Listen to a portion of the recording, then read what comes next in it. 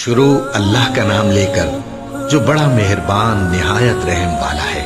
اللہ انہی لوگوں کی توبہ قبول فرماتا ہے جو نادانی سے بری حرکت کر بیٹھتے ہیں پھر جلد توبہ کر لیتی ہیں۔ بس ایسے لوگوں پر اللہ توجہ کرتا ہے اور وہ سب کچھ جاننے والا ہے، حکمت والا ہے۔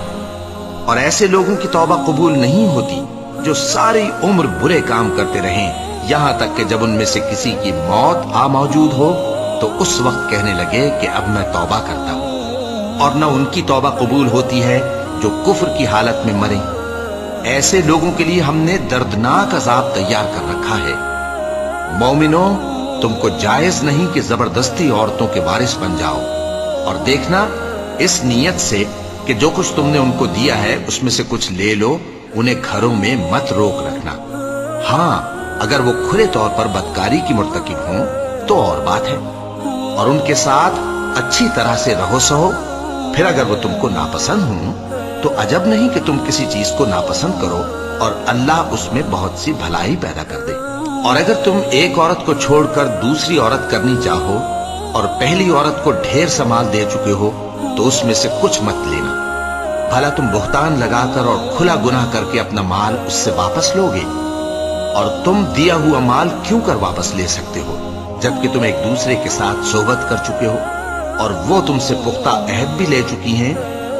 اور جن عورتوں سے تمہارے باپ دادا نے نکاح کیا ہو ان سے نکاح نہ کرنا مگر جاہلیت میں جو ہو چکا سو ہو چکا۔ یہ نہایت بے حیائی اور اللہ کی ناخوشی کی بات تھی اور بہت برا دستور تھا۔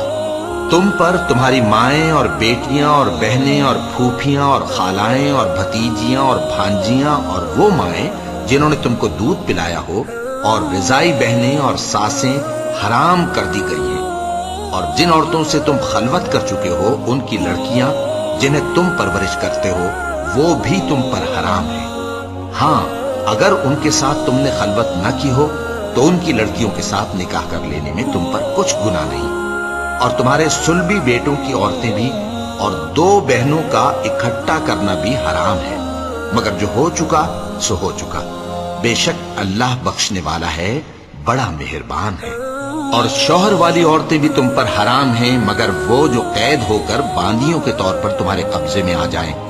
یہ حکم اللہ نے تم کو لکھ دیا ہے، اور ان محرمات کے سوا دوسری عورتیں تم کو حلال ہیں، اس طرح سے کہ مال خرچ کر کے ان سے نکاح کر لو، بشرطے کہ نکاح سے مقصود عفت قائم رکھنا ہو نہ کہ شہوت پرستی۔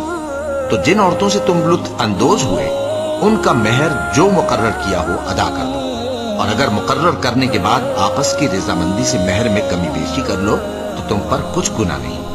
بے شک اللہ سب کچھ جاننے والا ہے، حکمت والا ہے۔ اور جو شخص تم میں سے مومن آزاد عورتوں سے نکاح کرنے کا مقدور نہ رکھے تو مومن باندیوں ہی سے جو تمہارے قبضے میں آ گئی ہوں نکاح کر لے۔ اور اللہ تمہارے ایمان کو اچھی طرح جانتا ہے۔ تم آپس میں ایک دوسرے کے ہم جنس ہو، پھر ان لونڈیوں کے ساتھ ان کے مالکوں سے اجازت حاصل کر کے نکاح کر لو، اور دستور کے مطابق ان کا مہر بھی ادا کر دو، بشرطے کہ وہ پاک دامن ہو، نہ ایسی کہ کھلم کھلا بدکاری کریں اور نہ در پردہ دوستی کرنا چاہیں۔ پھر اگر وہ نکاح میں آ کر بدکاری کا ارتکاب کر بیٹھیں تو جو سزا آزاد عورتوں کے لیے ہے اس کی آدھی ان کو دی جائے۔ یہ باندھی کے ساتھ نکاح کرنے کی اجازت اس شخص کو ہے جسے گناہ کر بیٹھنے کا اندیشہ ہو، اور یہ بات کہ صبر کرو تمہارے لیے بہتر ہے۔